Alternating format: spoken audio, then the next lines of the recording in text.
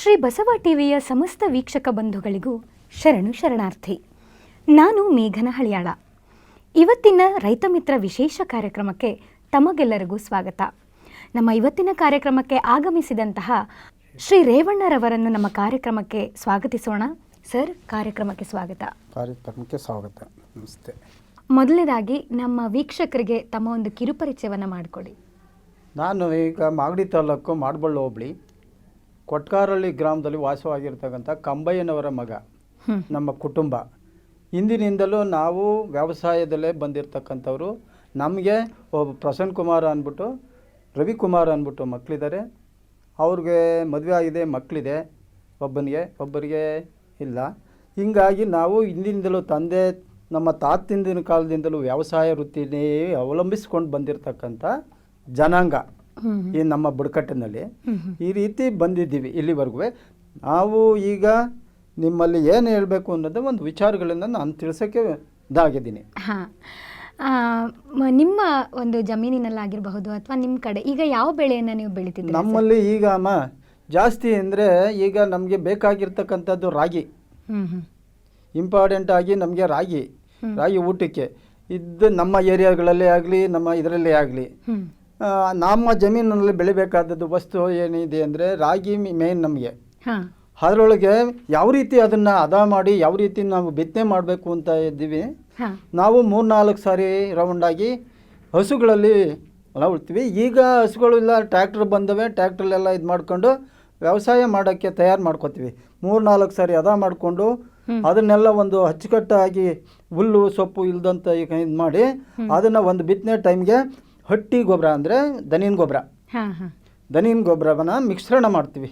ಒಟ್ಟು ಮಿಶ್ರಣ ಮಾಡಿಬಿಟ್ಟು ಅದನ್ನ ನಂತರ ಅದನ್ನೆಲ್ಲ ಇದು ಮಾಡಿಬಿಟ್ಟು ಆಗ ಮೇವು ಈಗ ತಾತ್ಕಾಲಿಕವಾಗಿ ಮೇವು ಆಗಿದೆ, ಈ ರೂಢಿಲಾಗಿದೆ. ಈಗ ನಾವೇನು ಮಾಡಿದ್ದೀವಿ ಅಂದರೆ ನಮ್ಮ ಒಂದು ಮನೆತನದಲ್ಲಿ ಒಂದು ತಾಂತ್ರಿಕತೆ ಏನಪ್ಪ ಅಂದರೆ ವ್ಯವಸಾಯ ಮಾಡೋಕ್ಕೆ ಇದೇನು ಅಭಿವೃದ್ಧಿಗೋಸ್ಕರ ಇದು ಯಾವುದು ಈ ಗೊಬ್ಬರ, ಗೌರ್ಮೆಂಟ್ ಗೊಬ್ಬರ. ಈಗ ಅದಕ್ಕೋಸ್ಕರ ನಾವೇನು ಮಾಡಿದ್ದೀವಿ, ಕೃಷಿ ಇದರಿಂದ ನಾವೇ ತಯಾರು ಮಾಡಿಕೊಂಡು ನಾವು ಇವತ್ತು ಗೊಬ್ಬರನ ತಯಾರು ಮಾಡ್ತಾ ಅಂದ್ರೆ ಸ್ವತಃ ಗೊಬ್ಬರವನ್ನು ತಯಾರು ಮಾಡ್ತಾ ಇದ್ದೀವಿ. ಅದು ಯಾವ ರೀತಿ ಅಂದರೆ ಆ ರೀತಿ ಹಾಕ್ಕೊಂಡು ಅದನ್ನು ಮಿಶ್ರಣ ಮಾಡಿಬಿಟ್ಟು ನಾವು ಬಿತ್ತನೆ ಮಾಡ್ತೀವಿ. ಬಿತ್ತನೆ ಮಾಡಿದ 14ನೇ ದಿವಸಕ್ಕೆ ಪೈರುಗಳು ಬರ್ತವೆ. ಪೈರುಗಳು ಬಂದಾಗ ಅದರಲ್ಲಿ 14 ದಿವಸ ಬಿಟ್ಕೊಂಡು ನಾವು ದನಿನೊಳಗೆ ಕುಂಟೆ ಹೊಡಿ ಬೇಸಾಯ ಮಾಡ್ತೀವಿ. ಅದನ್ನು ಯಾವ ರೀತಿ ಅಂತರವಾಗಿ ಇಡಬೇಕು ಅಂತರವಾಗಿ. ಅದರಲ್ಲಿ ಕೂರಿಗೆ ಏನಪ್ಪ ಅಂದರೆ 9 ಅಂಗಲ ಒಂದೊಂದು ಸಾಲಿಂದ ಸಾಲು ಇರುತ್ತೆ. ಆ ಸಾಲಿಂದ ಇದ್ದಾಗ ಈ ಪೈರು ಬಂದಾಗ ಅದನ್ನು ಇಂಗಣ ಮಾಡಬೇಕು. ಒತ್ತಡ ಆದಾಗ ತೆನೆ ಜಾಸ್ತಿ ಬರೋದಿಲ್ಲ. ಅದಕ್ಕೆ 4-2 ಪೈರನ್ನ ಅಂತರವಾಗಿ ಒಂದು ಅಡಿಗೆ ಒಂದು ಪೈರು ಥರ ಬೇಸಾಯ ಮಾಡ್ಕೊಂಡು ಇಟ್ಕೊಂಡು ಲಾಸ್ಟಲ್ಲಿ ಸ್ವಲ್ಪ ಕಳೆ ಬರುತ್ತೆ. ಆ ಕಳೆಗೆ ನಾವು ಪುನಃ ಹಸುಗಳಲ್ಲೇ ಕುಂಟೆ ಹೊಡಿತೀವಿ. ಕುಂಟೆ ಹೊಡೆದು ಲಾಸ್ಟ್ಗೆ ಇದು ಮಾಡಿಕೊಂಡು 3 ಸಾರಿ ಬೇಸಾಯ ಆಯ್ತದಮ್ಮ. ಬೇಸಾಯ ರೆಡಿ ಮಾಡಿಬಿಟ್ಟು ಅಲ್ಲಿಂದ ಆಚೆಗೆ ನಮಗೆ ತೆನೆ ಬರುತ್ತೆ. ತೆನೆ ಬಂದಾಗ ಅದು ಮಾಮೂಲಿ ಬರುತ್ತೆ. ಮಾಮೂಲಿ ಬಂದಾಗ ಆ ಟೈಮಲ್ಲಿ ನಮಗೆ ಮಳೆ ಇರ್ಬೋದು, ಇಲ್ಲದೆ ಹೋಗ್ಬೋದು, ಅದು ಪ್ರಕೃತಿಯ ನಿಯಮ. ಆದಾಗ ಆವಾಗ ಅದು ಹೂವು ಆಗುತ್ತೆ. ಹೂವು ಆಗಿ ಅದು ಕಾಳಾಗುತ್ತೆ. ಕಾಳಾಗಿ ಇದು ರಾಗಿ ಬೇಸಾಯದ ಕ್ರಮ. ಹೌದು. ಈಗ ನೀವು ಸ್ವತಃ ಗೊಬ್ಬರವನ್ನು ಮನೆಯಲ್ಲೇ ತಯಾರಿಸ್ಕೊಂಡು ಹೌದಮ್ಮ ರಾಗಿ ಬೆಳೆಯನ್ನ ಅಂದ್ರೆ ಎಲ್ಲಾ ಬೆಳೆಗಳಿಗೂ ನೀವು ಸಾಕಾಗುವಷ್ಟು ಗೊಬ್ಬರವನ್ನು ನೀವೇ ತಯಾರಿಸ್ಕೊಂಡು ಮಾಡ್ತೀವಮ್ಮ. ಅದರಲ್ಲಿ ಯಾವ ರೀತಿ ಮಾಡ್ತೀವಿ ಸಾಕಾಗುವಷ್ಟು ಅಂದರೆ 1 ಎಕರೆಗೆ ಆಗುವಂತಹದ್ದು ನಾವು ಒಂದು ಪಿಟ್ಟು ಹೊಡಿತೀವಿ. 20 ಅಡಿ ಪಿಟ್ಟು ಹೊಡಿತೀವಿ. ಪಿಟ್ಟು ಹೊಡೆದಾಗ ಗೊಬ್ಬರ ತಯಾರು ಮಾಡೋದು ಇದು. ಒಂದು ಸೊಪ್ಪು, ಹಸಿರೆಲೆ ಸೊಪ್ಪು, ಅದ್ರ ಮೇಲೆ ನಮ್ಮ ಹಸುಗಳದ್ದು ಗಂಜಲ ಬರುತ್ತೆ. ಅದು ರಂಜಿಕ ಇರುತ್ತೆ. ಅದರಲ್ಲಿ ಅದನ್ನು ಒಂದು ಕಡೆ ಶೇಖರಣೆ ಮಾಡಿಕೊಂಡು ಅದನ್ನು ಮಣ್ಣು ಮೇಲೆಲ್ಲ ಸೇರ್ಪಣೆ ಮಾಡಿಬಿಡ್ತೀವಿ. ಅಂದರೆ ಮೊದಲನೇದಾಗಿ ಹಸಿರೆಲೆ ಗೊಬ್ಬರ ಶೇಖರಣೆ ಮಾಡ್ಕೊಳ್ಳೋದು. ಅದ್ರ ಮೇಲೆ ಮಣ್ಣು, ಬೇರೆ ಥರವಾದ ಮಣ್ಣು, ಆ ಮಣ್ಣಿನ ಮೇಲೆ ಈ ಗಂಜಲ ಇರುತ್ತಲ್ಲ, ಆ ಗಂಜಲ 1 ವರ್ಷ ಇದು ಮಾಡೋದು. ಅದ್ರ ಮೇಲೆ ಈ ನಮ್ಮ ಹಸುಗಳು ಬರುತ್ತವಲ್ಲ ಆ ತೆಪ್ಪೆ, ಅದನ್ನು ಒಂದೊಂದು ಸಾರಿ ಎಲ್ಲ ಫಿಲಪ್ ಮಾಡ್ಕೊಳ್ಳೋದು. ಲಾಸ್ಟ್ಗೆ ಏನು ಮಾಡಿದ್ರು, ಅದು 20 ಅಡಿದು ಕವರ್ ಆಯಿತು ಅಂದಾಗ ಅಲ್ಲಿಂದ ನಾವು ಮಣ್ಣು ಫುಲ್ಲು ಮುಚ್ಚಿಬಿಡೋದು. ಓಕೆ. ಯಾಕೆ ಅಂದರೆ ಆ ಹವಾ ಇಂಗಾಲ ಡೈಆಕ್ಸೈಡ್ ಮೇಲಕ್ಕೆ ಹೋಗುತ್ತೆ, ಆವಿಯಾಗಿ ಗಾಳಿಗೆ ಹೋಗಿರ್ತದೆ. ಅದರ ಅಂಶ ಏನು ಇರೋದಿಲ್ಲ. ಅದಕ್ಕೋಸ್ಕರ ಏನು ಮಾಡಬೇಕು, ಅದನ್ನು ಹಾವಿಯ ಇದು ತಡ್ಕೊತದೆ. ಆ ತಡ್ಕೊಂಡು ಇಂಗಾಲ ಡೈಆಕ್ಸೈಡ್ ಯಾವಾಗ ಇದರೊಳಗೆ ಹೋಗುತ್ತೋ ಮಣ್ಣೊಳಿಕೆ, ಆಗ ಅದು ನಮಗೆ ಫಲವತ್ತಾದ ಭೂಮಿಗೆ ಫಲ ಕೊಡುವಂಥದ್ದು ಗೊಬ್ಬರ ಆಗುತ್ತೆ. ಹೀಗಾಗಿ ಸತ್ವಯುತ ಅಂದರೆ ಅದು ಒಳ್ಳೆ ಗೊಬ್ಬರ ಆಗಬೇಕು ಅಂದರೆ ನೀವು ಆ ಥರ ಮಾಡಿಕೊಂಡು ಈಗ ಬೇಸಾಯ ಮಾಡ್ತಾ 2 ಎಕರೆಲಿ ಬೇಸಾಯ ಮಾಡ್ತಾ ಇದ್ದೀನಿ. ಇದೆಲ್ಲ ಮಾವಿದೆ, ನನಗೊಂದು 40 ಎಕರೆ ಜಮೀನಿದೆ, ಮಾವಿದೆ. ಈ ಥರ ಎಲ್ಲ ಮಾಡ್ಕೊಂಡು ಈ ರಾಗಿ ಬೆಳೆ ಅನುಭವ ಇಷ್ಟು ಅಮ್ಮ. ಈಗ ರಾಗಿ ಬೆಳಿತಿದ್ದೀನಿ ಅಂತ ಹೇಳಿದ್ರಿ, ಅದನ್ನ ಬಿಟ್ಟು ಬೇರೆ ಏನೇನು ವ್ಯವಸಾಯ ಮಾಡ್ತಾ ಇದ್ದೀರಾ ನೀವು? ಅದರಲ್ಲಿ ಹುರುಳಿ ಐತೆ. ಹುರುಳಿ ಯಾವ ರೀತಿ ತಯಾರು ಮಾಡೋದು ಅಂದರೆ ಲೈನ್ ಆಗಾದರೂ ಮಾಡ್ಬೋದು. ಬಿತ್ತನೆ ಫಸ್ಟು ಹೊಲ ಎಲ್ಲ ಕ್ಲೀನ್ ಮಾಡಿಕೊಂಡು ಲೈನಾಗಾದರೂ ಮಾಡ್ಬೋದು. ಲೈನು ಅಂದರೆ ಕೂರ್ಗೆ ಇದೆ, ಅದು 9 ಅಂಗಳದಿಂದ 12 ಅಡಿ ಕೂರ್ಗೆ ಇದೆ. ಅದರಲ್ಲಿ ಹಸುಗಳು ಕಟ್ಕೊಂಡು ಅದರಲ್ಲಾದರೂ ಬಿಡ್ತೀವಿ. ಇಲ್ಲ ಅದೆಲ್ಲ ಆಗಲ್ಲ, ಸುಮ್ಮನೆ ಅದರಲ್ಲಿ ಕುಯ್ದು ಹೊಡಿಬೇಕು, ಲೈನ್ ಹೊಡಿಬೇಕು ಅಂತ ಸ್ವಲ್ಪ ಜನ ಬೇಜಾರಾಗಿರೋರು ಎರಚಿಬಿಟ್ಟು ಉತ್ತುಬಿಡ್ತಾರೆ. ಅದರಲ್ಲೂ ಆ ಥರ 2 ವಿಧಾನ ಅದೇ ಅದರಲ್ಲಿ, ಹುರುಳಿ ವಿಧಾನದಲ್ಲಿ. ಅಂದರೆ ಅದರ ನೆಕ್ಸ್ಟ್ ಅಂದರೆ ಅದರ ಮುಂದಿನ ಹಂತ ಯಾವ ಥರ ನಿರ್ವಹಣೆ ಮಾಡ್ತೀರಾ ಅದನ್ನೆಲ್ಲ? ಅದನ್ನು ನಿರ್ವಹಣೆ ಮಾಡೋದು ಮಾಮೂಲಿ ನಿರ್ವಹಣೆ ಅಂದರೆ ಭೂಮಿ ಉಳ್ತಾ ಇರ್ತೀವಿ. ಉಳುಮೆ ಆದ ನಂತರ 2-3 ಸರಿ ಸ್ವಚ್ಛ ಮಾಡ್ಕೊಂಡು ಅದನ್ನು ನಾವೇನು ಮಾಡ್ತೀವಿ, ನೀಟಾಗಿರಬೇಕು ಅಂದರೆ ಲೈನಾಗಿ ಹಾಕಿಸ್ತೀವಿ. ಲೈನು 1 ಅಡಿಯಿಂದ 1 ಅಡಿ ಅದರಲ್ಲಿ ಬೇರೆ ಕೂರ್ಗೆ ಇದೆ. ಆ ಕೂರ್ಗೆನೇನು ಸಾಲಾಗಿ ಇದು ಮಾಡಿಕೊಂಡು ಮೇಲ್ಗಡೆಯಿಂದ ಬಿಡೋದು ಬಿಟ್ಟರೆ ಸಾಲಾಗಿ ತಗೊಂಡು ಹೋಗ್ತವೆ. ತಿರ್ಗಾ ಅದರಲ್ಲಿ ಏನೋ ಒಂದು ಸ್ವಲ್ಪ 4 ಕಾಳು ಜಾಸ್ತಿ ಬಿದ್ದಿರ್ತವೆ. ಅದು ಒಂದಕ್ಕೊಂದು ಅಂಟ್ಕೊಂಡಾಗ ಅದು ನೀಟಾಗಿ ಬರಲ್ಲ. ಆವಾಗ ಮತ್ತು ಒಂದ್ಸಾರಿ ಅಲ್ಬೆ ಥರ ಹೊಡಿತೀವಿ. ಅಲ್ಬೆ ಹೊಡೆದಾಗ ಅದು ಹಿಂಗಿಡ್ಕೋತದೆ. ಆ ರೀತಿನೂ ಎಣ್ಣು ಮಾಡಿಕೊಂಡು ಅದು 3 ತಿಂಗಳು ಬೆಳೆ ಹುರುಳಿ. ಆ ಹುರುಳಿ ಆದ ನಂತರ ಅದಕ್ಕೆ ಏನು ಬೇಸಾಯ ಆಗಿತ್ತು ಅದು ಮುಗಿದಾಗ ಕಟ್ ಮಾಡ್ಕೊಳ್ತೀವಿ. ಕಟ್ ಮಾಡಿ ಅದನ್ನೆಲ್ಲ ಒಣಗಿಸ್ಬಿಟ್ಟು ತಗೊಬಂದು ಒಂದು ಬಣವೆ ಅಂತ ಮಾಡ್ಕಿರ್ತೀವಿ. ಬಣವೆ ಅಂದರೆ ಮೆದೆ ಅಂತ. ಆ ಮೆದೆ ಶೇಖರಣೆ ಮಾಡಿರ್ತೀವಿ. ಒಂದು ನಮ್ಮ ಜಮೀನಲ್ಲೇ ಕಣ ಮಾಡಿರ್ತೀವಿ. ಆ ಕಣ ಆ ಮರಳದ ಜಮೀನಲ್ಲೇ ಕಣ ಮಾಡಿರ್ತೀವಿ. ಅದಕ್ಕೆಲ್ಲ ಹಸುಗಳು ಕಟ್ಟಿ ಮನೆಯೆಲ್ಲ ಹೊಡೆದು ಈ ಥರ ನಾವು ಒಂದು ಮನೆ ಯಾವ ರೀತಿ ಅಂಗಳ ಇರ್ತದೆ ಆ ರೀತಿ ಮಾಡ್ಕೊಂಡು ಅದನ್ನು ಒಕ್ಕಣೆ ಮಾಡ್ತೀವಿ. ಒಕ್ಕಣೆ ಮಾಡಿ ಅದು ಬೇರ್ಪಡುತ್ತದೆ. ಸಪ್ರೇಟ್ ಕಾಳೆ ಸಪ್ರೇಟ್ ಆಗುತ್ತೆ, ಇದೇ ಸಪ್ರೇಟ್. ಆವಾಗ ನಾವು ದಾಸವಾದ ನಮಗೆ ನಮ್ಮ ಮನೆಗಾಗುವಷ್ಟು ಆಗುತ್ತೆ ಅಷ್ಟು ಮಾಡಿಕೊಂಡು ಶೇಖರಣೆ ಮಾಡಿಕೊಂಡು ಆಮೇಲೆ ಅದನ್ನು ಶೇಖರಣೆ ಮಾಡೋಕ್ಕೆ ಹುಳ ಬೇರೆ ಬರುತ್ತವೆ. ಹೌದು, ಅದನ್ನ ಹೆಂಗೆ ಅದು ಜಾಸ್ತಿ, ಅದು ಇಂಪಾರ್ಟೆಂಟು. ಆ ಹುಳಕ್ಕೆ ನಾವು ಏನು ಮಾಡಿದಿರ್ತೀವಿ ಅಂದರೆ ಈಗ ಗಾಳಿ ಆಡಬೇಕು, ಗಾಳಿ ಆಡಬೇಕು. ಪ್ಲಾಸ್ಟಿಕ್ಕು ಚೀಲದಲ್ಲಿ ಅದನ್ನು ಇಡಬಾರ್ದು. ಹುರುಳಿಯನ್ನ ಪ್ಲಾಸ್ಟಿಕ್ ಚೀಲದಲ್ಲಿ ಇಡಬಾರ್ದು. ಗೋಣಿ ಚೀಲ ತಾಟ್ ಬರುತ್ತಲ್ಲ, ಗೋಣಿದು ಆ ಗೋಣಿಯೊಳಗೆ ಹಾಕಿ ಇದು ಮಾಡಬೇಕು. ಹಾಗೆ ಈಗೆಲ್ಲ ಏನಾಗಿದೆ ಅಂದರೆ ಆ ಪೌಡ್ರು ಮಾತ್ರೆಗಳೆಲ್ಲ ಇದೆ. ಹೌದು, ಈಗ ಅದನ್ನೆಲ್ಲ ಹಾಕ್ಬೋದು, ಬೇರೆಯವರೆಲ್ಲ ಹಾಕ್ತಾರೆ. ಆದರೆ ನಾವು ಹಾಕ್ತಾ ಇಲ್ಲ. ಊಟಕ್ಕೆ ಚೆನ್ನಾಗಿರಲ್ಲ, ಯೂಸ್ ಮಾಡ್ತದೆ. ಅದರಲ್ಲಿ ಮಾರ್ಕೆಟಲ್ಲಿ ಅದಕ್ಕೆ ಬೆಲೆ ಕಮ್ಮಿ ಅಮ್ಮ. ಪೌಡ್ರು ಮಾತ್ರೆ ಹಾಕಿರೋದ್ರಲ್ಲಿ ಬೆಲೆ ಕಡಿಮೆ ಆಗುತ್ತೆ ಅಂತ ನಾವು ಶೇಖರಣೆ ಮಾಡ್ಕೊಂಡು ಇಟ್ಕೊಂಡು ಅದನ್ನು ಜಾಗ್ರತೆ ನೋಡ್ಕೋಬೇಕು. ಚೆನ್ನಾಗಿ ಒಣಗಿಸ್ಬೇಕು ಕಾಳ, ಅದು ಇಂಪಾರ್ಟೆಂಟು. ಹುರುಳಿ ತೆಗೆದ್ಮೇಲೆ ಚೆನ್ನಾಗಿ ಒಣಗಿಸಿದ್ರೆ ಆ ಅಂಶ ಏನಿದೆ ಅದು ಡ್ರೈ ಆಗೋಗ್ಬೇಕು. ಆ ಡ್ರೈ ಆದಾಗಲೇ ನಮಗೆ ಕಾಳು ಕಠಿಣವಾಗಿರ್ತದೆ, ಉಳಿಯೋಕ್ಕೆ ಅವಕಾಶ ಆಗಲ್ಲ. ಆದರೆ ಗಬೆಲ್ ಇರಬಾರ್ದು, ಅದೊಂದು ಇಂಪಾರ್ಟೆಂಟ್ ವಿಷಯ. ಗಾಳಿ ಆಡಬೇಕು. ಈ ಹುರುಳಿದು ಈ ಥರ ಅಮ್ಮ. ಅಂದ್ರೆ ಇದು ಈಗ ನೀವು ಬಳಕೆ ಮನೆಗೆ ಎಷ್ಟು ಬಳಸ್ತೀವಿ ಅದನ್ನ ಇಟ್ಕೊಂಡು ಮಿಕ್ಕಿದ್ದ ಮಾರ್ಕೆಟ್ಗೆ ಯಾವ ರೀತಿ ಅಂದ್ರೆ ಮಾರ್ಕೆಟ್ ಅಮ್ಮ, ಈಗ ನಾವು ಮಾಗಡಿ ಅಲ್ಲಿ ಒಂದು ಇದಿದೆ, ಏನಿದೆ ಮಾರ್ಕೆಟ್ ಅಂಗಡಿ ಇದೆ. ಆ ಅಂಗಡಿಗೆ ತಗೊಂಡೋಗಿ ಇಷ್ಟು ಅಂತ ಬೆಲೆ ಅಂತ ತೂಕಕ್ಕೆ ಇರ್ತದೆ. ಆ ಬೆಲೆಗೆ ನಾವು ಅದನ್ನು 1 ಕಿಲೋಗೆ ಇಷ್ಟು ಅಂತ ಇರ್ತದೆ, ಅದನ್ನು ಅಷ್ಟು ಕೊಟ್ಟು ಮಾಡ್ಕೊಂಡು ಅವರು ಕಮಿಷನ್ ಇಟ್ಕೊತಾರೆ. ಈ ಹುರುಳಿಯನ್ನು ಬಿಟ್ಟು ಮತ್ತೆ ಬೇರೆ ಯಾವ ಯಾವ ಬೆಳೆ ಬಗ್ಗೆ? ಈಗ ನಾವು ಬೆಳೆಯುವಂಥ ಬೆಳೆಯಲ್ಲಿ ತೊಗರಿ ಕೂಡ.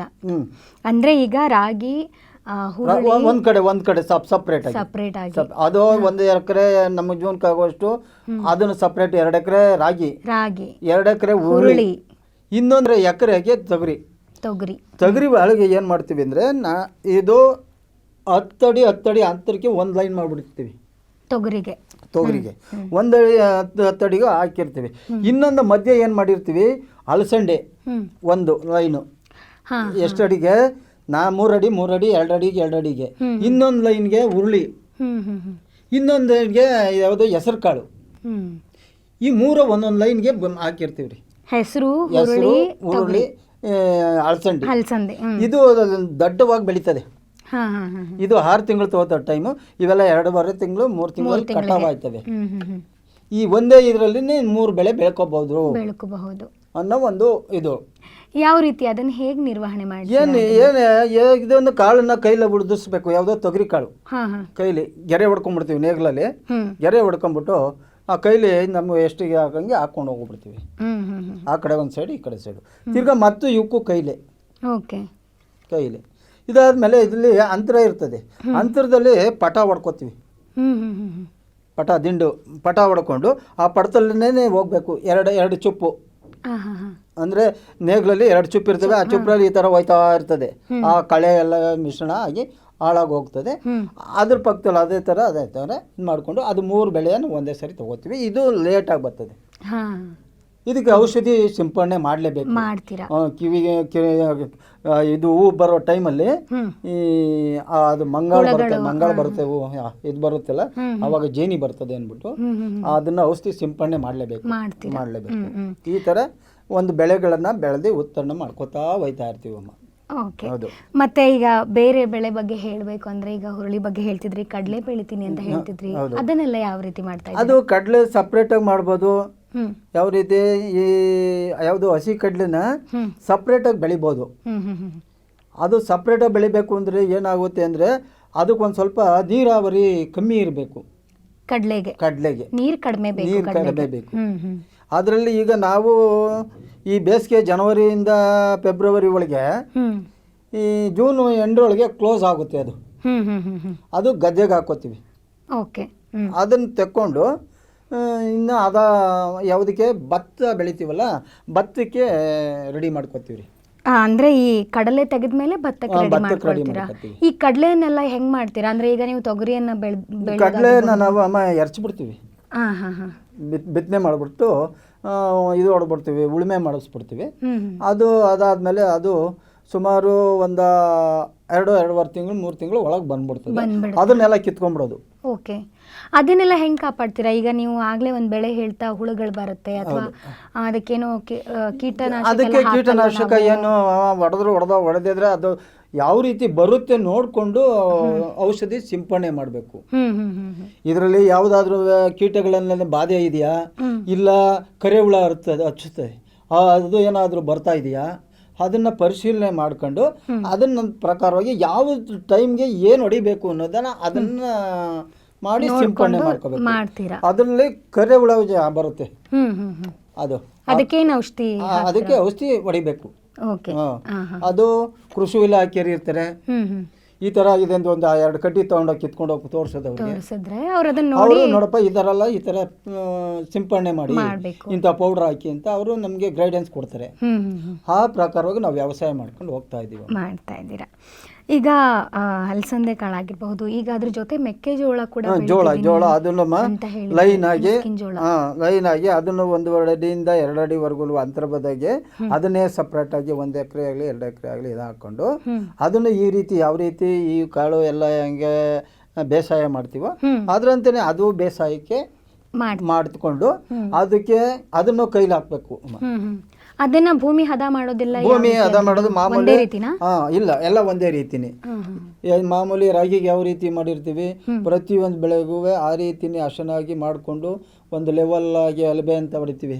ಒಂದು ಲೆವೆಲ್ ಬರೋಕ್ಕೆ ಹೊಡೆದಾಗ ತಿರ್ಗಾ ಗೆರೆ ಹೊಡಿತೀವಿ ರೀ. ಎಷ್ಟು ಅಡಿಗೆ? 2 ಅಡಿ 2.5 ಅಡಿಗೆ ಪಟ ಹೊಡಿತೀವಿ, ಗೆರೆ ಹೊಡಿತೀವಿ ನೇಗ್ಲನ್ನೇ ಹೊಡೆದು ಅದೇನು ಮಾಡ್ತೀವಿ ಕಾಳ ಆಳುಗಳು ಕೊಟ್ಟು ಕೈಲಿ ಅಲ್ಲೊಂದು ಅರ್ಧ ಅಡಿಗೆ ಒಂದು ಬೆಳೆದು ಬಿಡ್ತವ್ರೆ ಹಾಕ್ಕೊಂಡು ಹೋಗಿ ಅದಾದ್ಮೇಲೆ ತಿರ್ಗಾ ಮತ್ತು ಪಟ ಹೊಡ್ಕೊಂಡು ಆ ಬೇಸಾಯ ಮಾಡಿಕೊಂಡು ಅದನ್ನ ಕಳೆ ಗಿಳೆ ಎಲ್ಲ ಆಳುಗಳ ಕೈಗಿಲಿ ಕೀಳಿಸ್ಕೊಂಡು ಇಷ್ಟು ಬಂದಮೇಲೆ ಅದ ಕುಂಟೆ ಹೊಡೆಯೋಕ್ಕಾಗಲ್ರ. ಅದು ಪೈರು ದಪ್ಪ ಆಯ್ತದೆ. ಈ ದನಗಳು ಹೋದರೆ ಏನಾಗುತ್ತೆ ಅಂದರೆ ಅಲ್ಲಿ ಕಟ್ಟಾಗ್ಬಿಡ್ತವೆ, ಸಸಿಗಳು ಕಟ್ಟಾಗ್ತವೆ. ಅದರಿಂದ ಏನು ಮಾಡ್ತೇವೆ, ಕಳೆಗಳ ಆಳ್ ಕೈಲಿ ಸಪ್ರೇಟ್ ಆಳ್ ಕೈಲಿ ತೆಗಿಸ್ತೀವಿ. ತೆಗಿಸಾದ್ಮೇಲೆ ಬಿಟ್ಬಿಟ್ಟು ಅದಕ್ಕೆ ಏನು ಈಗ ಮಿರರ್ ಗೊಬ್ಬರ ಆಗೋದೇ ಇಲ್ಲ. ರಾಗಿಗೆ ನಾವು ಹಾಕ್ತಾ ಇಲ್ಲ, ಇದಕ್ಕೆ 1 ಟೈಮು 2 ಟೈಮು ಮಿರರ್ ಗೊಬ್ಬರ ಹಾಕ್ಲೇಬೇಕು. ಹಾಕ್ತಾ ಇದ್ರೆ ಈಗ ಭೂಮಿಲಿ ಸತ್ವಾಂಶ ಏನಿಲ್ಲ, ಎಲ್ಲ ಹಾಳಾಗೋಗಿದೆ, ಎಲ್ಲ ತಿನ್ಕೊಂಡ್ಬಿಟ್ಟಿದೆ ಈಗ ಕೆಮಿಕಲ್ಲು. ಈಗ ಹಂಗಾಗಿದ್ದಾಗ ಅದಕ್ಕೆ ಈ ಯಾವುದಾದ್ರು DAPಯೋ ಇದನ್ನು ಯಾವುದಾದ್ರೂ ಸ್ವಲ್ಪ ಅಪ್ಪರ ಹಾಕೋದು ಬೇಕಾಗಿಲ್ಲ, ಸ್ವಲ್ಪ ಹಾಕ್ಕೊಂಡು ಅದನ್ನು ಕವರ್ ಮಾಡ್ಕೊಂಡು ಹೋಗ್ತಾ ಇದ್ದೀವಿ. ಅದು ಮಾತೆ ಬರುತ್ತೆ, 3ನೇ ತಿಂಗಳಿಗೆ ಮಾತೆ ಬರ್ತವೆ, 4ನೇ ತಿಂಗಳಿಗೆ ದಪ್ಪ ಆಗುತ್ತದೆ ಆ ಮುಸುಕು. ಆಮೇಲೆ ಅದನ್ನು ಬಲ್ತಾದ್ಮೇಲೆ ಬಿಡಿಸೋದು, ಬಿಡಿಸ್ಬಿಟ್ಟು ಅದನ್ನೆಲ್ಲ ಅವರೆಲ್ಲ ತೆಗೆದ್ಬಿಟ್ಟು ಈಗ ಮಿಷಿನ್ ಕೊಡೋರು ಮಿಷಿನ್ ಕೊಡ್ತಾರೆ. ಅದು ಕಾಳು ಆಗುತ್ತೆ, ಆ ಕಾಳು ಬರುತ್ತೆ. ಇಲ್ಲ ನಮ್ಮೆಲ್ಲ ಸ್ವಲ್ಪ ಹಾಕಿದ್ದೀವಿ, ಒಂದು 5 kg ಬೀಜ ಹಾಕಿದ್ದೀವಿ, 10 kg ಬೀಜ ಹಾಕಿದ್ದೀವಿ ಅಂದರೆ ಆಳುಗಳು ಕೊಟ್ಟು ಬಿಡಿಸ್ಕೋತೀವಿ. ನೀವು ಯಾವ ರೀತಿ ಅದನ್ನು ಮಾಡ್ತಾ ಇದ್ದೀರಾ? ನಾವು ಈ ರೀತಿ ಅಂದರೆ ನಾವು ಆಳು ಕೊಟ್ಟು ಬೆಳೆಸ್ಕೋತಿದ್ದೀರಾ. ಅದ್ರ ಮುಂದಿನ ಹಂತ ಅದನ್ನು ಯಾವ ರೀತಿ ಅಂದರೆ ಮಾರಾಟಕ್ಕೆ ಹಾಕೋಬಹುದು, ಹೇಗೆ ನೇರವಾಗಿ ಅದು ಮಾರಾಟಕ್ಕಾರ ಹಾಕೋಬಹುದು. ನಮ್ಗೇನು ಊಟಕ್ಕೇನು ಯೂಸ್ ಆಗಲ್ಲ. ನಮಗೆ ಹಸುಗಳಿಗೆ ಮೇವಿಗೆ ಈ ಯಾವುದೋ ಇದ್ರ ಹಸುಗಳಿವೆ, ಈಗ ಹಾಲು ಕೊಡ್ತಾವಲ್ಲ ಸೀಮೆ ಹಸುಗಳು, ಇಲಾಖೆ ಹಸುಗಳು, ಈಗ ಆ ಹಸುಗಳಿಗೆ ಮಿಷಿನಲ್ಲಿ ಒಡಿಸ್ಬಿಡೋದು.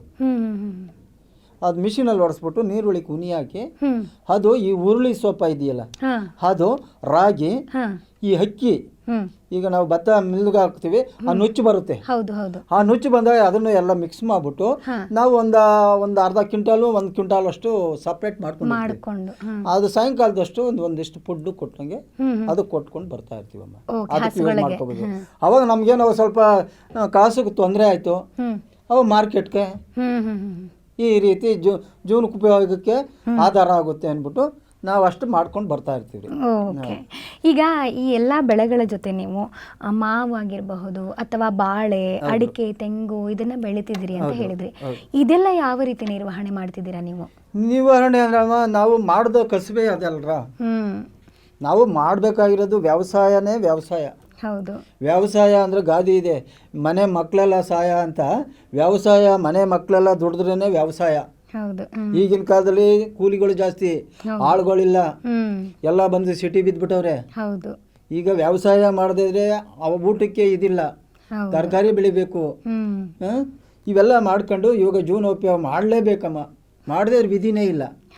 ಅದರಲ್ಲಿ ಆದಾಯ ಬರಲಿ ನಷ್ಟ ಬರಲಿ, ವ್ಯವಸಾಯನೇ ಮಾಡಬೇಕು. ಹೌದು, ಅಂದ್ರೆ ಇತ್ತೀಚಿನ ದಿನಗಳಲ್ಲಿ ಕೃಷಿ ಸ್ವಲ್ಪ ಕಡಿಮೆ ಆಗ್ತಾ ಇದೆ ಅಂತ ಒಂದು ಮಾತು ಹೇಳಿದೆ. ಆ ಕಡಿಮೆ ಆಗೋಕ್ಕೆ ಏನು ಉದ್ದೇಶ ಅಮ್ಮ ಅಂದರೆ, ಈಗಿನ ಒಂದು ಎಲ್ಲ ಕಾರ್ಮಿಕರು ಸಕಾಲಕ್ಕೆ ಸಿಗಲ್ಲ. ಸಕಾಲಕ್ಕೆ ಸಿಗ್ತಾ ಇದ್ದಾಗ ಈಗ ನೋಡಿ, ರಾಗಿ ಬೆಳೆ ನಮ್ಗೇನಾಯ್ತು ಹೋದ ಸರಿ, ಉದಾಹರಣೆ ಹೇಳ್ತೀನಿ ನಿಮಗೆ. ಆಳುಗಳು ಸಿಕ್ಲಿಲ್ಲ, ಕಟಾವು ಬಂದ್ಬಿಡ್ತು, ಮಳೆ ಬೇರೆ ಹಿಡ್ಕೊಂತು. ಮಳೆ ಹಿಡ್ಕೊಂಡಾಗ ಏನಾಗ್ಬಿಡ್ತು, ಆಗ್ಲಿಲ್ಲ, ಆಳುಗಳು ಬರ್ಲಿಲ್ಲ. ಆ ಟೈಮಲ್ಲಿ ಎಲ್ಲಾರ್ಗು ಬಂದಿರ್ತದೆ, ಎಲ್ಲಾರ್ದು ಆ ಟೈಮಲ್ಲಿ ಕಟಾವ್ಗೆ. ಅವ್ರವ್ರು ಏನಂದ್ರೆ 4 ಜನ ನಾವು ಹೋಗೋದು, 4 ಜನ ಅವ್ರಿಗೆ ನಾವು ಹೋಗೋದು, ನಮ್ಗೆ ಅವ್ರು ಹೋಗೋದು, ಈ ರೀತಿ ಮುಯ್ಯಿ ಹಾಳು ಮಾಡ್ಕೊಂಡು ಕಟಾವು ಮಾಡಿಸ್ಕೊತೀವಿ. ಈ ಸರಿ ಏನಾಯ್ತು, ಈಗ ಇದರಿಂದ ಮಿಷಿನ್ಗಳು ತರಿಸಿದ್ರು, ಕಟ್ ಮಾಡೋ ಮಿಷಿನ್ಗಳು. ಈ ಸರಿ ಮಿಷಿನಲ್ಲಿ ಕಟ್ ಮಾಡಿಸ್ತು, ಸ್ವಲ್ಪ ವೇಸ್ಟ್ ಆಯ್ತು ನೋಡಿ. ಈ ಥರ ಆಗಿದೆ. ಈಗ ಕೃಷಿ ನೀವು ಹೇಳಿದ್ರಿ ಒಂದು ಪ್ರಶ್ನೆ, ಈ ಕೃಷಿ ಈಗ ಕಡಿಮೆ ಆಯ್ತಾ ಇದೆ ಯಾಕೆ ಅಂತ ಒಂದು ಉದ್ದೇಶ ಹೇಳಿದ್ರೆ, ಈ ಇದೊಂದು ಕಷ್ಟಕ್ಕೆ ಈಗ ನಾವು ಹಾಕಿರ್ತಕ್ಕಂಥ ಬೆಳೆ ಮಾರ್ಕೆಟಲ್ಲಿ ನಮಗೆ ತಕ್ಕಾದಂಥ ಬೆಲೆ ಸಿಗ್ತಾ ಇಲ್ಲ, ಜಾಸ್ತಿ ಬೆಲೆ ಕಡಿಮೆ. ಈಗ ನೋಡಿ ಉದಾಹರಣೆ, ಈಗ ಮಾರ್ಚ್ ಇದ್ರೊಳಗಿನೇ ಗಾಳಿ ಬತ್ತು, ಗೊನೆಗೆ ಬಂದಿತ್ತು.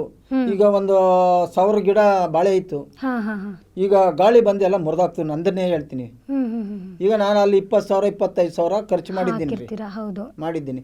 ಈಗ ಅದು ವೇಸ್ಟ್ ಆಯ್ತು. ಈಗ ಅದಕ್ಕೇನು ಮಾಡ್ತಾರೆ ರೈತರು, ಎಲ್ಲ ಮಾಡಿ ಮಾಡಿ ಸಾಕಾಗಿ ಸಾಲ ಬತ್ಕೊಂಡ್ರೂ ಈ ವ್ಯವಸಾಯ ಸಾಕಪ್ಪ ಅನ್ನೋ ಒಂದು ಮಟ್ಟಕ್ಕೆ ಬಂದ್ಬಿಟ್ಟೈತ್ರಿ ಈಗ. ಆ ಕೃಷಿ ಈ ಸ್ಥಿತಿಗೆ ಬರಬೇಕಾದ್ರೆ ಇದೇ ಕಾರಣ ಅಮ್ಮ. ಅಂದರೆ ಈಗ ಈ ಕೆಲವೊಂದು ಈ ಕೃಷಿ ಅಂತ ಬಂದಾಗ ಕೆಲವೊಂದು ಸರ್ಕಾರದಿಂದ ಕೂಡ ಸಹಾಯ ಸೌಲಭ್ಯಗಳು ಇರುತ್ತೆ, ಐತೆ. ಅದನ್ನೆಲ್ಲ ಯಾವ ರೀತಿ ಅಂದರೆ ಈ ಥರದ ಸಂದರ್ಭಗಳಲ್ಲೆಲ್ಲ ಬಳಕೆ ಆಗಲ್ವಾ? ಅದು ಯಾವ ರೀತಿ ಅವ ಏನು ಮಾಡ್ತಾರೆ, ಸಹಾಯ ಮಾಡ್ತಾರೆ. ಈಗ ಏನು ಹೇಳಿದ್ದಾರೆ ಅಂದರೆ, ದೇಶದ ರೈತ ಬೆನ್ನೆಲುಬು ಅಂತ ಒಂದು ಹೇಳಿದ್ರು ಅಷ್ಟೇ ಪುಸ್ತಕದಲ್ಲಿ.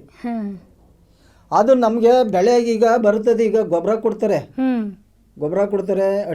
ಇದಾವುದು ಕಾಂಪ್ಲೆಕ್ಸ್ ಗೊಬ್ಬರ ಕೊಡ್ತಾರೆ 2 ಚೀಲನ ಒಬ್ಬ ರೈತನಿಗೆ. ಅದು ಲಾಸ್ಟಲ್ಲಿ ಬರುತ್ತೆ, ಬಿತ್ತನೆ ಎಲ್ಲ ಆಗೋಗಿರುತ್ತೆ. ಆ ಟೈಮ್ಗೆ ಈಗ ನೆಕ್ಸ್ಟ್ ತಿಂಗಳಿಂದ ನಾವು ಕಮೆನ್ಸ್ ಮಾಡಬೇಕು ಬಿತ್ತನೆಯ. ಈಗಾಗಲೇ ರಾಗಿ ಇನ್ಲ್ಯಾಂಡ್ ಹಾಕಿದ್ದೀವಿ, ಇಲ್ಲ ಬಂದಿಲ್ಲ, ಆ ಥರ ಇದು ಮಾಡ್ತಾರೆ. ನಮಗೆ ಸವಲತ್ತು ಬರೋದು ಗೌರ್ಮೆಂಟಿಂದ ಬರ್ತಕ್ಕಂಥ ಸವಲತ್ತು ನಮಗೆ ಸಕಾಲಕ್ಕೆ ಸಹಕರಿಸಲ್ಲ, ಆ ಸಂದರ್ಭಕ್ಕೆ ಸಿಗಲ್ಲ. ಅದೊಂದು ಇಂಪಾರ್ಟೆಂಟು ವಿಷಯ. ಈ ಥರ ಆಗಿದೆ. ಈಗ ನೀವು ಬಾಳೆ ಬಗ್ಗೆ ಮಾತಾಡ್ತಾ ಇದ್ರಿ, ಅದರದ್ದು ಒಂದು ಅಂದರೆ ಈಗ ರಾಗಿಯನ್ನ ಹೇಳ್ತಾ ಅಂತರಗಳ ಬಗ್ಗೆ ಹೇಳ್ತಿದ್ರಿ, ಹುರುಳಿ ಬಗ್ಗೆ ಆಗಿರಬಹುದು. ಈ ಬಾಳೆಯನ್ನ ಯಾವ ಥರ ನೀವು ಬೆಳೆಸ್ತೀರಾ ಸರ್? ಬಾಳೆ ಅಂದರೆ JCB ಡ್ರೈನ್ ತೆಗೆಸ್ಬಿಡ್ತೀವಮ್ಮ. ಡ್ರೈನ್ ಎಷ್ಟು ಅಡಿಗೆ? 2 ಅಡಿ, 1.5 ಅಡಿ, 1.25 ಅಡಿ, 2 ಅಡಿ ಒಳಗೆ ತೆಗೆಸೋದು. ಎಷ್ಟು? 10 ಅಡಿ 10 ಅಡಿ ಅಂತರ. ಅಂತರದಲ್ಲಿ ಇಲ್ಲಿ ಮಧ್ಯ ಒಂದೊಂದು 10 ಅಡಿಗೆ 10 ಅಡಿಗೆ ಬಾಳೆ ಹಾಕೊಂಡು ಹೋಗ್ತೀವಿ. 10 ಅಡಿ 10 ಅಡಿ ಫಸ್ಟ್ ಏನು ಮಾಡಿರ್ತೀವಿ, ಅದನ್ನೆಲ್ಲ ಹಸ ಮಾಡಿಕೊಂಡು JCB ಡ್ರೈನ್ ತೆಗೆಸಿ ಆ ಅಟ್ಟಿ ಗೊಬ್ಬರ ಹದ ಮಾಡ್ಕೊಂಡಿರ್ತೀವಲ್ಲ, ಬಾಳೆಗೆ ಮಿರರ್ ಯೋಗ್ಯತೆ ಅಲ್ಲ, ಅಟ್ಟಿ ಗೊಬ್ಬರ ಇಲ್ಲಿ ರೆಡಿ ಮಾಡ್ಕೊಂಡಿರ್ತೀವಲ್ಲ, ಅದನ್ನ ಎಲ್ಲ ಒಳಗಡೆ ಹಾಕಿಸ್ಬಿಡ್ತೀವಿ. ತಲೆ ಮೇಲೆ ಒರೆಸಿ ಆಳುಗಳ ಕೈಲಿ ಎಲ್ಲ ಹಾಕ್ಸಿ ಅದನ್ನೆಲ್ಲ ಒಂದು ಮಟ್ಟ ಮಾಡಿ ಬಿಟ್ಕೊಂಡಿರ್ತೀವಿ ರೀ.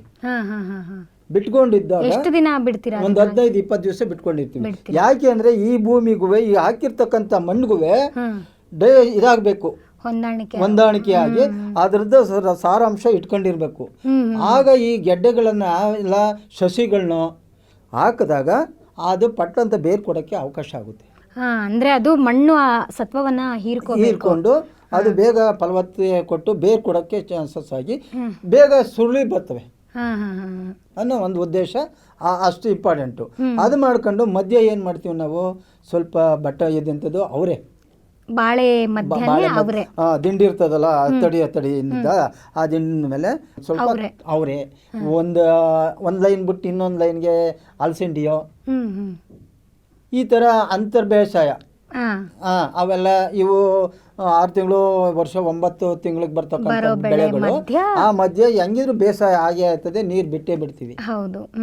ಅದ್ರ ಮಧ್ಯೆ ಹಾಕೊಂಡು ಇದು ಮಾಡ್ತೀವಿ. ಆಮೇಲೆ ಮರಗೆಣಸಿನ ಕಡ್ಡಿ, ಗೆಣಸು ಅದನ್ನ ಹಾಕೊಂಡು ಮಧ್ಯ ವೇಸ್ಟ್ ಆಗಿರ್ತವೆ ಜಾಗ ಅಂದ್ಬಿಟ್ಟು ಆ ಮರಗೆಣಸಿನ ಕಡ್ಡಿ ಒಂದು 4 ಲೈನಲ್ಲಿ ಅದು ಒಂದು 4 ಲೈನ್ಗೆ ಇದು ಮಿಶ್ರಣ ಬೆಳೆ ಅಂದ್ಬಿಟ್ಟು ಇದು ಮಾಡ್ಕೊಂಡು ಆ ಥರ ವ್ಯವಸಾಯ ಮಾಡ್ಕೊಂಡು ನಾವು ಹೋಗ್ತಾ ಇದ್ದೀವಿ. ನಿಮ್ಮ ಈ ಇಷ್ಟು ವರ್ಷದ ಕೃಷಿಯಲ್ಲಿ ಎಷ್ಟೊಂದು ಅನುಭವ ಇದೆ, ಎಷ್ಟೆಲ್ಲ ವಿಚಾರಗಳಿದೆ. ಒಬ್ಬ ನಿಜವಾದ ರೈತ, ಭೂಮಿಯ ಮೇಲೆ ಅಥವಾ ಬೆಳೆಯ ಮೇಲೆ, ವ್ಯವಸಾಯದ ಮೇಲೆ ಪ್ರೀತಿ ಇರುವಂತಹ ರೈತ ಕೃಷಿಯತ್ತ ಅಥವಾ ಕೃಷಿಯಲ್ಲಿ ಯಾವ ರೀತಿ ತನ್ನನ್ನು ತಾನು ತೊಡಗಿಸ್ಕೊಂಡಿರ್ತಾನೆ ಅನ್ನೋದಕ್ಕೆ ನೀವೊಂದು ಉದಾಹರಣೆ ಅಂತ ಹೇಳಬಹುದು. ನಿಜವಾಗ್ಲೂ ಇವತ್ತಿನ ಸಂಚಿಕೆಯಲ್ಲಿ ನೀವು ನಮ್ಮ ಕಾರ್ಯಕ್ರಮಕ್ಕೆ ಬಂದಿದ್ದು ತುಂಬ ಖುಷಿಯಾಯಿತು ಸರ್ ನಮಗೆ. ಇನ್ನೂ ಹೆಚ್ಚಿನ ವಿಷಯಗಳಿಗಾಗಿ ಅಥವಾ ಹೆಚ್ಚಿನ ಮಾಹಿತಿಗಳಿಗಾಗಿ ನಾವು ನಿಮ್ಮನ್ನು ಮತ್ತೆ ಮತ್ತೆ ಕರೆಸ್ಕೋತೀವಿ. ಇನ್ನೂ ನಿಮ್ಮ ಸಲಹೆಗಳು, ಮಾರ್ಗದರ್ಶನಗಳು ಈಗಿನ ರೈತರಿಗೆ ಬೇಕು. ನಮ್ಮ ಕಾರ್ಯಕ್ರಮಕ್ಕೆ ಆಗಮಿಸಿದ್ದಕ್ಕಾಗಿ ಧನ್ಯವಾದಗಳು. ನೀವು ಬಂದು ನನ್ನನ್ನು ಕರೆಸಿ, ಇಲ್ಲಿ 70-80 ಕಿಲೋಮೀಟ್ರಿಂದ ಕರೆಸಿ ನಾನು ಇಲ್ಲಿ ಬಂದು ನಿಮಗೆ ನಮಗೆ ಇಲ್ಲಿ ಕೂತ್ಕೊಳ್ಳೋಕ್ಕೆ ಅವಕಾಶ ಕೊಟ್ಟಂಥ ನಿಮಗೂ ನಿಮ್ಮ ಇದಕ್ಕೂ ನನ್ನ ಕೃತಜ್ಞತೆಗಳು. ನೋಡಿದ್ರಲ್ಲ ವೀಕ್ಷಕರೇ, ಒಬ್ಬ ಹಿರಿಯ ಕೃಷಿಕ, ಒಬ್ಬ ರೈತ ಎಷ್ಟೆಲ್ಲ ಅನುಭವಗಳನ್ನು ಹೊಂದಿರ್ತಾನೆ, ಯಾವ ರೀತಿಯಾಗಿ ತನ್ನ ಬೆಳೆಯ ಮೇಲೆ ಪ್ರೀತಿ ಆಗಿರಬಹುದು ಅಥವಾ ವ್ಯವಸಾಯದ ಮೇಲೆ ಪ್ರೀತಿ ಆಗಿರಬಹುದು, ತನ್ನ ಜೀವನವನ್ನು ಯಾವ ರೀತಿಯಾಗಿ ಪರಿವರ್ತನೆ ಮಾಡ್ಕೊಂಡಿರ್ತಾನೆ. ಪ್ರತಿಯೊಂದು ಬೆಳೆಯನ್ನು ಕಣ್ಣಲ್ಲಿ ಕಣ್ಣಿಟ್ಟು ತನ್ನ ಮಕ್ಕಳ ಥರ ನೋಡ್ಕೊಂಡಿರ್ತಾನೆ. ಆದರೆ ಈಗಿನ ಪರಿಸ್ಥಿತಿಯಲ್ಲಿ ನಾವು ಕೃಷಿಯಿಂದ ಸ್ವಲ್ಪ ದೂರ ಆಗ್ತಿದ್ದೀವಿ ಅಂತಲೂ ಹೇಳಬಹುದು. ಇಂತಹ ಹಿರಿಯ ರೈತರನ್ನು ನೋಡಿದಾಗ ನಿಜವಾಗ್ಲೂ ನಾವು ಕೂಡ ಬದಲಾಗಬೇಕು. ಇಂದಿನ ರೈತರಿಗೆ ನಾವು ಕೂಡ ಬೆಂಬಲ ನೀಡಬೇಕು. ನಮ್ಮ ಕೃಷಿಯನ್ನು ಉಳಿಸ್ಕೋಬೇಕು, ವ್ಯವಸಾಯವನ್ನು ಉಳಿಸ್ಕೋಬೇಕು. ಇವತ್ತಿನ ಸಂಚಿಕೆಯಲ್ಲಿ ಎಷ್ಟೆಲ್ಲ ಮಾಹಿತಿಗಳನ್ನು, ವಿಶೇಷ ಮಾಹಿತಿಗಳನ್ನು ನಾವು ತಿಳ್ಕೊಂಡ್ವಿ. ಹೀಗೆ 10 ಹಲವು ವಿಶೇಷ ಮಾಹಿತಿಗಳನ್ನು ಹೊತ್ತು ಮುಂದಿನ ಸಂಚಿಕೆಯಲ್ಲಿ ನಾವು ನಿಮ್ಮ ಮುಂದೆ ಇರ್ತೀವಿ. ಅಲ್ಲಿಯವರೆಗೂ ನಿರಂತರವಾಗಿ ನೋಡ್ತಾ ಇರಿ ಶ್ರೀ ಬಸವ ಟಿವಿ. ಇದು ಸಂಸ್ಕಾರದ ಬೆಳಕು. ಶರಣು ಶರಣಾರ್ಥಿ.